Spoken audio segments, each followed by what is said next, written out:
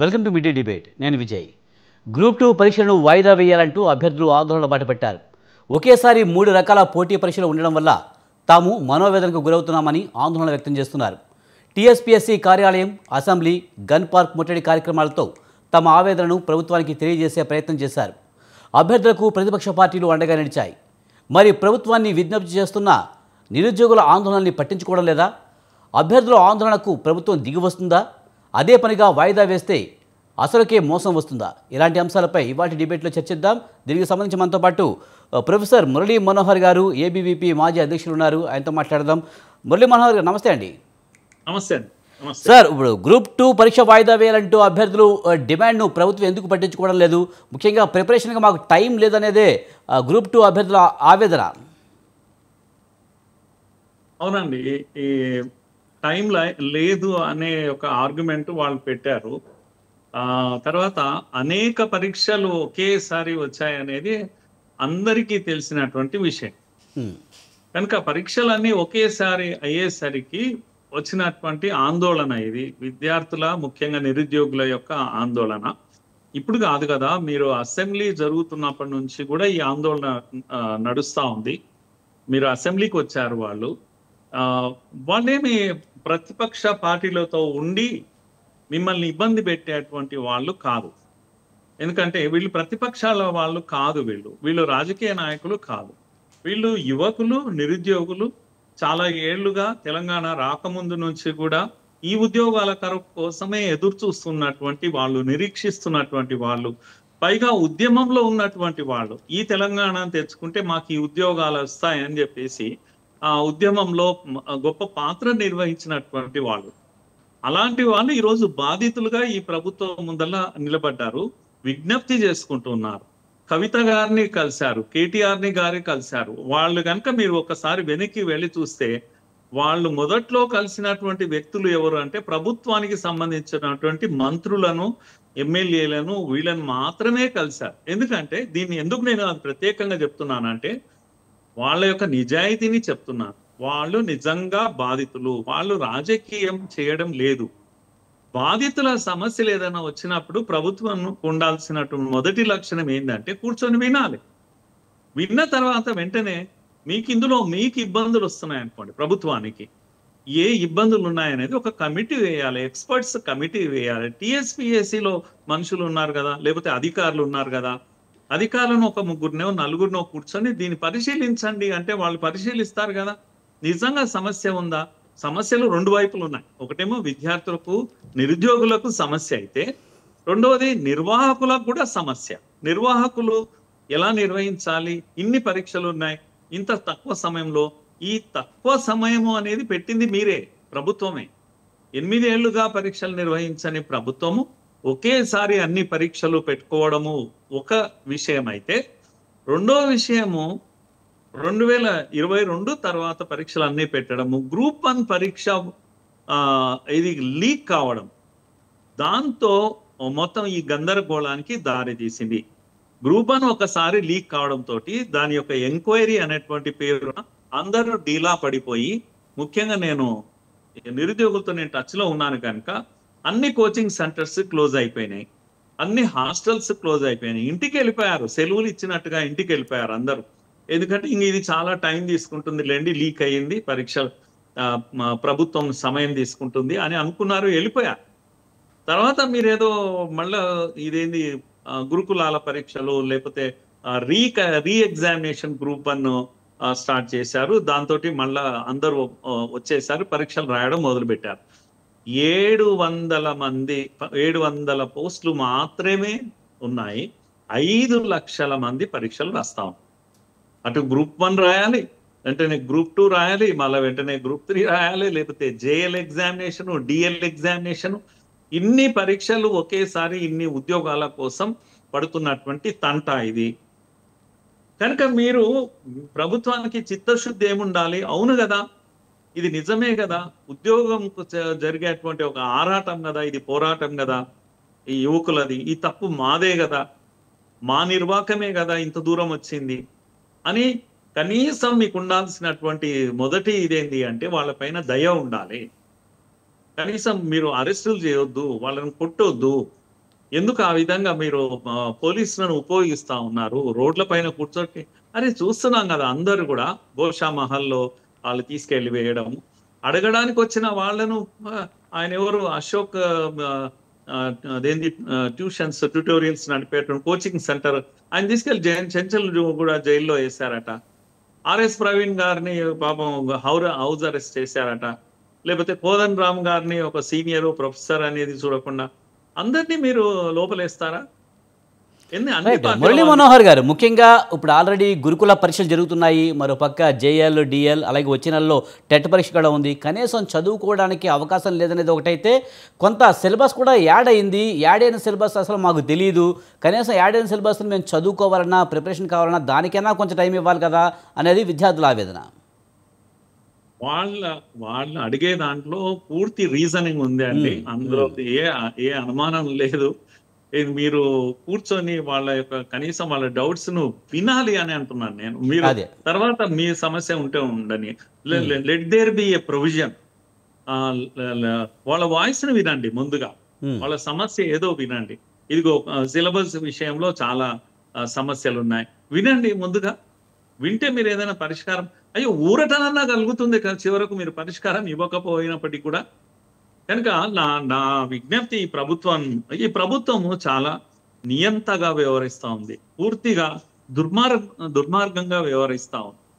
అదేదో మేము జాబ్లు ఇచ్చేవాళ్ళం, మీరు తీసుకునే వాళ్ళు, మేము ఇచ్చినప్పుడు మీరు తీసుకోవాలి, అది మీరు ఇచ్చేటువంటి భిక్షణ అది.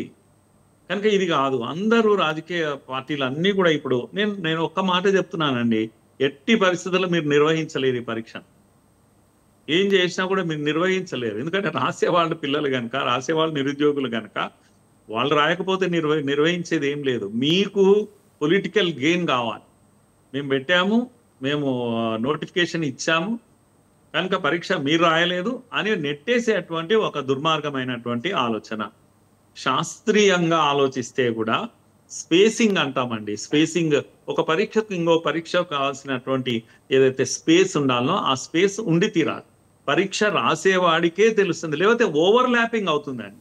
ఎందుకంటే గ్రూప్ 1, గ్రూప్ 2 ఇవన్నీ కూడా వేరే వేరే రకాల పరీక్షలు. ఇవన్నీ కూడా సావో రేవో తేల్చుకునేటువంటి పరీక్షలు ఇవి. ఇప్పుడున్నటువంటి తెలంగాణ నిరుద్యోగులకు డూ ఆర్ డై అనేటువంటి సిచ్యువేషన్ ఇది.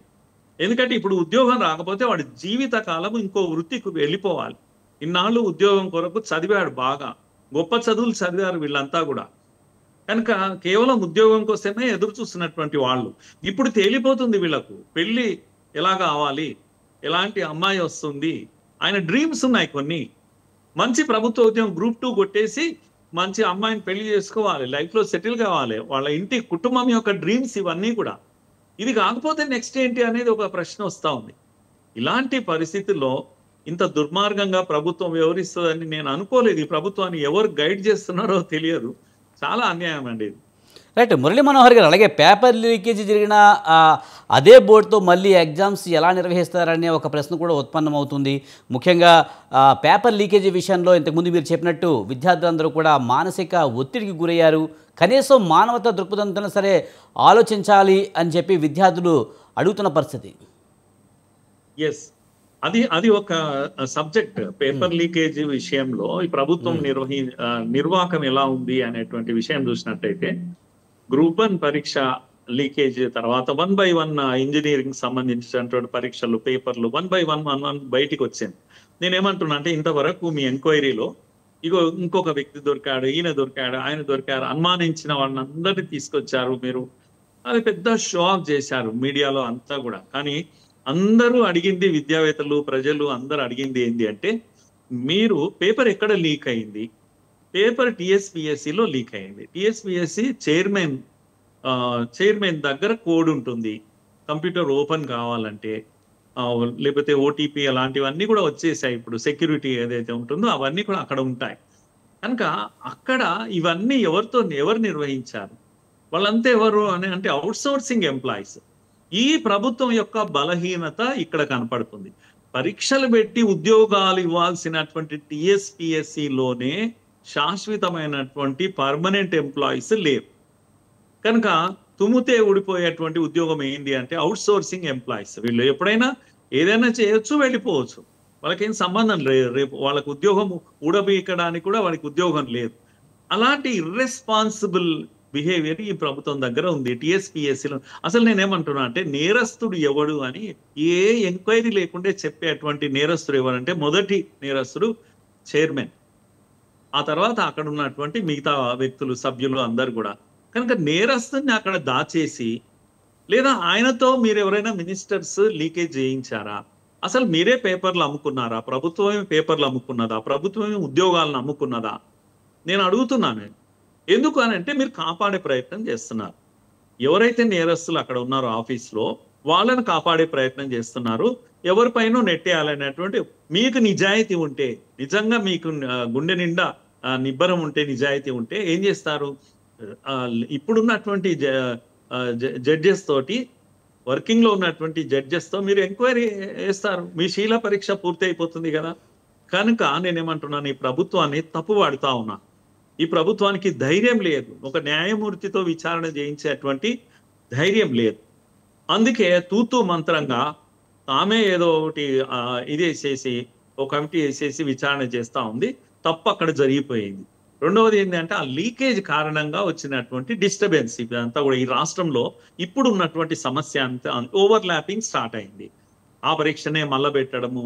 5 లక్షల మంది కేవలం 7,000 ఉద్యోగాలకు 700 ఉద్యోగాల కోసం రాస్తున్నారు అంటేనే ఈ యొక్క ఆస్పిరేషన్స్ ఎలా ఉన్నాయి మనం చూస్తాం. ఇన్ని లక్షల మంది యొక్క 5,35,000 మంది రాస్తాం. వాళ్ళ వాయిస్ మీకు వినపడదా? మీకేం పట్టదా? నేనేమంటున్నా, ఒక అధికారి, ఒక మంత్రి ఎవరైనా బయటికి వచ్చి మీడియా ముందుకు వచ్చి ఇది వాయిదా వేయడంకు వీలు కావడం లేదు, క్షమించండి, ఎందుకంటే అని ఒక 10 పాయింట్స్ చెప్పండి. మీరు ఈ మౌన ముద్ర ఏంది? అసలు మేము పెడతాం, మీరు రాయాలి, లేకపోతే పోండి. ఈ దుర్మార్గం ఏంటి అని అంటున్నా. ఎందుకు మీ దగ్గర జవాబు లేదు? ఏదో ఒకటి చెప్పాలి కదా. రోడ్ల పైన పడి పిల్లలను కొడతారా మీరు దుర్మార్గంగా? పోలీసు ఉంది అని చెప్పేసి కొట్టేస్తారా? అడిగిన వాళ్ళందరినీ అరెస్ట్ చేస్తారా? కనుక నేను ఈ రైట్ మురళీ మనోహర్ గారు, ముఖ్యంగా ఈ నెల 29-30లోనే ఇంకా గ్రూప్ 2 పరీక్షలు ఉన్నట్లుగా అనిపిస్తుంది. ఇక ఇప్పటికే రోడ్డు మీదకి వచ్చి జనాలు, నిరుద్యోగులందరూ బయటకు వచ్చి పోరాడుతున్న సమయంలో కొంతమంది అరెస్టులు చేశారు, కొంతమందిని కొట్టడం జరిగింది. ఇంకా ఎన్నో రోజులు లేదు. ఈ క్రమంలో వాళ్ళందరూ ప్రిపరేషన్ ఎలా కాగలరు అనేది కూడా ప్రభుత్వం ఆలోచించాలి. మరి ఆ కేసులు కూడా ఉపసంహరించుకోవాలనే డిమాండ్ కూడా ఏమన్నా ఉందా? ఆ కేసులు అంటే అది తర్వాత వస్తుందండి. ఇప్పుడు ప్రభుత్వం భయంతో పరీక్ష నిర్వహించాలని అనుకుంటుంది. ఎవరికి ఈ యొక్క అభ్యర్థులను భయపెట్టి పరీక్ష నిర్వహించాలని అనుకుంటుంది. ఇప్పుడు అభ్యర్థులు కూడా భయంలో పడతారు. నిజంగా రేపు దగ్గరికి వస్తుంది కనుక పరీక్ష రాయాలని కొందరు అనుకుంటారు, లేదు కొందరేమో తెగిస్తారు, పోరాటం చేస్తారని అనుకుందాం. నేనేమంటున్నాను, చివరకు అభ్యర్థులు ఇప్పుడు భయపడుతున్నారు, కానీ రేపు ప్రభుత్వమే భయపడాల్సిన పరిస్థితి ఏర్పడుతుంది. ఎందుకనంటే మీరు ఎన్నికలకు పోలేరు. మీరు ఇప్పుడు అనుకుంటున్నారు వీళ్ళని భయపెట్టి పరీక్షలు నిర్వహిస్తాం, తూతూ మంత్రంగా పూర్తి చేస్తాం అని చెప్పేసి. కనుక ఉద్యమకారులు కొంతమంది భయపడితే భయపడవచ్చు, కానీ రేపు యువత అంతా కూడా బయటకు వస్తుంది. ఉస్మానియా యూనివర్సిటీ ఏం చిన్నదేం కాదు. మీరు ఒక పేరెంట్లా వ్యవహరించడం లేదు ఈ ప్రభుత్వం. కనుక మీరు అన్నట్టుగా వీలు కాదు. ఈ ప్రభుత్వానికి భయపెట్టి నిర్వహించేటువంటి అవకాశం లేదు. దగ్గరికి వస్తుంది, కానీ మీరు గమనిస్తున్నారు రోడ్లపైకి వచ్చేటువంటి వాళ్ళ సంఖ్య కూడా పెరిగిపోతా ఉంది. నిర్బంధం జరిగిపోతుంది ఈ రాష్ట్రంలో. ఏ ఒక్క పరీక్ష కూడా ఈ ప్రభుత్వం నిర్వహించలేదు. బలవంతంగా పరీక్షలు నిర్వహించలేమండి. నాకు అర్థం కాదు. బలవంతంగా నాతో అన్నం తినిపిస్తారా? కనుక చిన్నపిల్లల బెదిరించి తినిపించడానికి. అలాగే పరీక్ష కూడా అలాంటిదే. పరీక్ష అనేది ప్రశాంతంగా రాయాల్సినటువంటి విషయం అండి. కానీ మురళీ మనోహర్ గారు, నాకు ఒక డౌట్ అండి. ఇప్పుడు గ్రూప్ 2 పరీక్ష ఒకవేళ వాయిదా వేస్తే ప్రభుత్వానికి వచ్చే నష్టం ఏంటి? దీని మీద అంత మొండి వైఖరిగా ఉండాల్సిన అవసరం ఏముంది? నిజానికి వాయిదా వేస్తే నష్టం ఉందంటారా? నష్టం బహుశా ప్రభుత్వం అనుకుంటుంది మేము నోటిఫికేషన్ ఇచ్చాము, ఇదిగో అంటే ఎన్నికల్లో రేపు చెప్పుకోవడానికి ఇన్ని పోస్టులు మేము ఫిలప్ చేశాము, అది ఒక అడ్వాంటేజ్ గా చెప్పుకోవాలని అనుకుంటున్నారు. నేనేమంటున్నా అంటే ఈ ప్రభుత్వానికి అదొక్కటే నష్టం. అంటే ఏమన్నా ఉంటే ఈ ప్రభుత్వం ఉద్యోగాలను ఇవ్వలేదు అనే అపవాదు నుంచి బయటపడాలనే ఒక గట్టి ప్రయత్నం జరుగుతా ఉంది. నేనేమంటా, మీరు నోటిఫికేషన్ ఇవ్వండి. ఇప్పుడు ఈ రోజు మీరు బయటికి వచ్చి ఫలానా తేదీ పరీక్ష ఉంటుంది, ఇప్పుడు ఉండదు. వాయిదా అని కూడా చెప్పకండి. ఉమ్. ఇంకొక 3 నెలల తేదీ తర్వాత మార్పు. డేట్ ఫిక్స్, ఈ డేట్ నాడు ఎగ్జామ్ ఉంటుందని చెప్పండి. మీరు ఇప్పుడు ఈ బదులు ఆ డేట్ లో ఉంటుందని చెప్పండి. పరీక్ష అయితే మీరు పెడతారు కదా, కనుక ఒక డేట్ అయితే ఇచ్చారు కదా, మీ డ్యూటీ అంతటితో పూర్తి అయిపోయింది. మీరు ఉద్యోగం ఇచ్చినట్టే లెక్క. ప్రశాంతంగా వాళ్ళను అభ్యర్థులను పరీక్ష రాసుకొని ఇవ్వండి. కనుక మీరు ప్రిస్టేజ్కి వెళ్ళేసి పోస్ట్ మేము ఇన్ని నింపాము అని చెప్పేదానికన్నా, మేము ఇన్ని నోటిఫికేషన్స్ ఇచ్చాము, ఇన్ని పోస్టులకు డేట్స్ ఇచ్చాము, పరీక్షలు రాస్తున్నారు అభ్యర్థులందరూ ప్రశాంతంగా, అందరికీ ఉద్యోగాలు వస్తాయని చెప్పండి. మీరు ఆ విఘ్నత కూడా లేకుంటే ఎలా? కనుక భయపడుతున్నదంతా ఏంటంటే ఎన్నికల కోసం భయపడుతుంది ఈ ప్రభుత్వము. కనుక నా నా మైండ్ ఏం చెప్తుందంటే, మీరు ప్రశాంతంగా పరీక్షలు రాయిస్తేనే ప్రజలు మిమ్మల్ని మెచ్చుకుంటారు, తల్లిదండ్రులు మిమ్మల్ని మెచ్చుకుంటారు. కనుక మీరు పరీక్షలు నిర్వహించి అదేంటి ఆర్డర్స్ ఇస్తేనే అనేది ఏమీ ఉండదు. మీరు ఎట్లాగూ లేట్ చేశారనే కోపం ఉంది ప్రజలకు. కనుక మీరు ఇప్పటికిప్పుడు బలవంతంగా రాయించినా సరే, లేదు తర్వాత రాయించినా సరే, మీ పైన ఉన్నటువంటి కోపం 10 ఏళ్లలో మీరు పొడిచింది ఏం లేదు. పరీక్షలు మీ ఎన్నికల ముందర పరీక్ష, ఇది మీకు పరీక్ష. వరుస పరీక్షల నేపథ్యంలో ప్రిపరేషన్కు టైం లేదనేది గ్రూప్ 2 అభ్యర్థుల ఆవేదన. అయినా ప్రభుత్వం ఎంత మొండి వైఖరిగా ఉండడానికి కారణం ఏంటి? దీనిపై మనతో మాట్లాడేందుకు టీజేఎస్ అధ్యక్షులు ప్రొఫెసర్ కోదండరామ్ గారు మనతో లైవ్లో ఉన్నారు. కోదండరామ్ గారు నమస్తే అండి. నమస్కారం అండి. సార్, గ్రూప్ 2 వాయిదా వేయాలని అభ్యర్థులు డిమాండ్ చేస్తున్నప్పటికీ కూడా, రోడ్డు మీదకి వచ్చి ఆందోళన చేస్తున్నప్పటికీ కూడా ప్రభుత్వం పట్టించుకోవడం లేదు. ముఖ్యంగా వారి న్యాయపరమైన డిమాండ్ను ఎందుకు పట్టించుకోవడం లేదు ప్రభుత్వం? పట్టించుకోకపోవటానికి గవర్నమెంట్ ఎప్పుడు కూడా ఏదన్నా ఒక కారణం చెప్పింది అండి. దేనికి కూడా ఒక కారణం చెప్పలేదు. వాస్తవానికి మొత్తం జరిగిన పరిణామాలకు ప్రభుత్వం యొక్క బాధ్యత ఉంది. ఈ ఒక క్యాలెండర్ ప్రకారం ఏ సంవత్సరం ఖాళీలు ఆ సంవత్సరం ప్రకటించమని మేము చాలా ఏళ్ళుగా డిమాండ్ చేస్తున్నాం. ఆ డిమాండ్ను ప్రభుత్వం నిర్లక్ష్యం చేసింది. 3 ఏళ్ళుగా ఒక్క నోటిఫికేషన్ కూడా ఇవ్వలేదు. ఆఖరికి ఎన్నికలు దగ్గర పడటంతో 80,000 నోటిఫికేషన్లు ఇస్తామని ప్రకటన చేసి ఒకటి తర్వాత ఒకటి ఇవ్వటం మొదలుపెట్టి గవర్నమెంట్ చేసిన పెద్ద తప్పిదం ఏంటంటే, ఈ పరీక్షలను సరిగ్గా కండక్ట్ చేయలే. పేపర్ లీక్ అయినాయి. లీక్ అయిన తర్వాత మొత్తం పరీక్షలు మేము ఒకటేసారి మళ్ళీ వాయిదా వేస్తామని చెప్పి వాళ్ళు మళ్ళీ ఓ నిర్ణయం తీసుకొని వాయిదా వేసారు. వాయిదా వేసేటప్పుడు ఏమన్నారంటే, ఒక పరీక్షకు ఇంకో పరీక్షకు వ్యవధి ఉంటుంది, మీ ప్రిపరేషన్కు ఇబ్బంది రాదు అని కూడా ప్రకటించారు. అన్నీ చేసిన తర్వాత ఇవాళ ఏం జరిగిందంటే, వాళ్ళు వరుస పెట్టి పరీక్షలు ప్రకటించారు. మరి ఇప్పుడు గురుకులం ఉంది, కాగానే గ్రూప్ 2 ఉంది, గ్రూప్ 2 కాగానే మళ్ళా జేఎల్ పోస్టులు ఉన్నాయి. ఇట్లా వరుస పెట్టి పరీక్షలు జరిపితే పిల్లలు ఎక్కడ ప్రిపేర్ అవుతారండి? కష్టం కదా. వాళ్ళు అడిగింది ఏంటంటే, మాకు కొంత వ్యవధి ఇవ్వండి అని అడిగింది. ఆ వ్యవధి ఇవ్వమని అడిగిన విషయాన్నే కనుక గవర్నమెంట్ మన్నించి ఉంటే ఇవాళ ఇంతగా సమస్య తలెత్తేది కాదు. గవర్నమెంట్ వాళ్ళ డిమాండ్ను కనీసం పిలిచి చర్చించి ఇబ్బందులు ఏంటి అని మాట్లాడినా బాగుండేది. ఆ విషయం కూడా గవర్నమెంట్ పట్టించుకోలేదు. చివరాఖరికి వాళ్ళ బలవంతంగా వాళ్ళు ఈ డేట్లు ఇవే కొనసాగుతాయని చెప్పటం పిల్లల్లో ఒక ఆందోళన చెలరేగింది. వాళ్ళు ఏం చేసిందంటే, ఒక శాంతియుతమైన నిరసన తెలిపారు. వాళ్ళు కూర్చుని ఉన్నటువంటి లైబ్రరీలో నిరసన తెలిపారు. వాళ్ళు ఇంకొక పని ఏం చేసిందంటే, లైబ్రరీలో నిరసన తెలపటమే కాదు, ఎమ్మెల్యేల దగ్గరికి వెళ్ళి మొరబెట్టుకున్నారు. ఎమ్మెల్యేలు అసెంబ్లీలో రేజ్ చేసిండ్రు. రేజ్ చేసి ముఖ్యమంత్రి గారు ఇచ్చిన హామీని గుర్తు చేసినా కానీ పట్టించుకోకపోవడంతో టీఎస్పీఎస్సీ ముందు ధర్నా చేసి ఒప్పించుకునే ప్రయత్నం చేద్దామని కూర్చున్నారు. అక్కడ వాళ్ళని అరెస్ట్ చేసి పంపించిండ్రు తప్ప వాళ్ళ డిమాండ్లపైన దృష్టి పెట్టే ప్రయత్నం అయితే జరగలేదు. ఆ జరగకపోవటమే ఇవాళ ఇన్ని అనర్థాలకు కారణం. ఇవి జరుగుతున్నప్పుడు సహజంగానే వాళ్ళు రాజకీయ పక్షాలను మద్దతు అడుగుతారు. మేము సంఘీభావంగా మౌన దీక్ష చేస్తామంటే, ఇవాళ గన్ పార్క్ దగ్గర మౌన దీక్ష 20 మంది 30 మందిని కూర్చునే వాళ్ళం. కానీ మౌన దీక్షకు రాకుండా నన్ను ఆర్ఎస్ ప్రవీణ్ కుమార్ గారిని హౌస్ అరెస్ట్ చేసి ఒక 7-8 మంది, ఒక 10 మందిని నిర్బంధించి పోలీస్ స్టేషన్లో పెట్టారు. మా ఆఫీస్కు తాళం వేసారు. ఇవాళ ఇంత దుర్మార్గంగా ప్రభుత్వము వ్యవహరించవలసిన అవసరమే ఉందండి. పిలిచి మాట్లాడి న్యాయసమ్మతంగా ఓ 10 రోజుల్లో, నెల రోజుల్లో అటో ఇటుగా దాన్ని అడ్జస్ట్ చేయొచ్చు కదా. ఇప్పుడు గవర్నమెంట్ ఏమంటదంటే ఈ రెచ్చగొట్టే వాళ్ళు కొద్దిమంది, దాని వెనకాల కోచింగ్ సెంటర్లు ఉన్నాయని చెప్పి ప్రభుత్వం ప్రకటిస్తా ఉన్నది. ఇది వాస్తవం కాదు.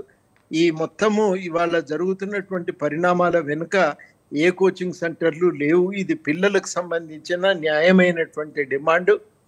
ఈ డిమాండ్ను ఇవాళ జరిగిన పరిణామాలకు వాళ్ళే బాధ్యులు. రైట్. మీరు క్యాలెండర్ పాటించిన సమస్య రాకపోవును, మీరు జరిపిన పరీక్షలు పేపర్ లీకేజీలు కాకుండా సరిగ్గా జరిపినా ఇబ్బంది రాకపోవును. మీరు సార్ అలాగే ఇప్పటికే టీఎస్పీఎస్సీ పేపర్ లీక్ అవ్వడం ప్రభుత్వ ప్రతిష్టను దిగదాచిందనేది ఒకటైతే తెలంగాణ యువతలో ఒక అభిప్రాయం ఉంది. తెలంగాణ కోసం పోరాడిన నిరుద్యోగ యువత ఈరోజు తెలంగాణ వచ్చాక కూడా నిరుద్యోగులుగానే మిగిలిపోయారన్న ఒక ఆవేదన వాళ్ళలో కనిపిస్తూ ఉంది. మరో క్వశ్చన్ ఏంటంటే పేపర్ లీకేజ్ జరిగిన అదే బోర్డుతో ఎగ్జామ్ ఎలా నిర్వహిస్తారనే ప్రశ్న కూడా ఉత్పన్నమవుతుంది. అవును కదా, అవన్నీ అడిగినరు. వాస్తవానికి అన్ని తప్పులు గవర్నమెంట్వి. సరి చేసుకోవలసిన గవర్నమెంట్ ఏం చేస్తుందంటే ఇలా నిరుద్యోగులను తప్పుపడుతుంది. మీరు ఇది చేసి ఉండాల్సింది కాదు, మీరు ఇంత కొద్ది మందే కదా, మీరు మీ వెనకాల ఎవరో ఉన్నారు, ఇవన్నీ వదిలిపెట్టండి, మీ తప్పుల ముందు మీరు సరి చేసుకోండి, సరి చేసుకుంటే ఈ సమస్యలు ఉన్నాయి కదా అని చెప్పి మా అలాంటి వాళ్ళం అడుగుతున్నాం. తప్పులు సరి చేసుకోండి అని ఒక అరగంట మౌన దీక్ష చేయడానికి కూడా మీరు అవకాశం ఇవ్వకపోతే ఇక వాస్తవాలు ఎట్లా తెలుస్తాయి? ఇది ఇవాళ ప్రభుత్వం అనుసరిస్తున్నటువంటి దుర్మార్గ వైఖరి. నేను కూడా ప్రభుత్వానికి చెప్పేది ఏంటంటే మనిషి మనసులో నిరసన తెలపాలనే కోరికే రావద్దు, కానీ అది వస్తే మాత్రం ఆగదండి. మీరు నిర్బంధిస్తే అవుతుందా? ఇల్లే నిరసన వేదిక అయింది, ఇవాళ లైబ్రరీలే నిరసన వేదికలు అయినాయి. లాభమే ఉన్నదండి? మీరు నిర్బంధించి కలిగిన ప్రయోజనం ఏమున్నది? ఇవాళ ఈ మూర్ఖపు ఆలోచనలు మాని ప్రభుత్వం పిల్లలతో మాట్లాడి న్యాయసమ్మతంగా సంతృప్తి కలిగే విధంగా కొంత మార్పులు చేర్పులు చేయటం వల్ల వచ్చే ఇబ్బందులే ఉంటాయి. మాకు కొంతమంది రాసినారు వాయిదా వేయొద్దని, అంటే మరి కొంతమంది వద్దని అంటున్నారు. ఒక డిమాండ్ను అంగీకరిస్తాం కానీ ఇంకో దాన్ని అంగీకరించమంటే ఎట్లా కుదురుతుంది? ఇవన్నీ విషయాలు ప్రభుత్వం ముందే జాగ్రత్త పడి ఉంటే, తప్పులు చేయకపోయి ఉంటే ఈ సమస్యలు వచ్చేవి కావు. ఇలా వాస్తవానికి సంపూర్ణంగా ఈ పరిణామాలన్నింటికీ బాధ్యత మా దృష్టిలో గవర్నమెంట్. టీఎస్పీఎస్సీ స్వతంత్ర ప్రతిపత్తితో పనిచేస్తే ఈ విషయాలపై నిర్ణయం తీసుకునేది. కానీ వాస్తవానికి జరుగుతున్నది ఏంటంటే టీఎస్పీఎస్సీ అనేది అది స్వయం ప్రతిపత్తితోని స్వతంత్రంగా వ్యవహరించట్లేదు. వెన్నుపూసు లేని సంస్థ అయిపోయింది. మంత్రులు ఎట్లా ఆదేశిస్తే వీళ్ళు అట్లా పనిచేస్తున్నారు తప్ప వీళ్ళు సొంతంగా తమకు తాముగా నిర్ణయాలు తీసుకునేటువంటి శక్తిని కోల్పోయినరు. ఆ కోల్పోవటము ఈ సమస్యను మరింత జటిలం చేసింది. Right sir, thank you very much sir Kodandaram sir. అలాగే మురళీ మనోహర్ గారు థ్యాంక్ యూ వెరీ మచ్ అండి డిబేట్లో పాల్గొన్నందుకు. ఇది వాటి మిడ్ డే డిబేట్. చూస్తూనే ఉండండి స్వతంత్ర.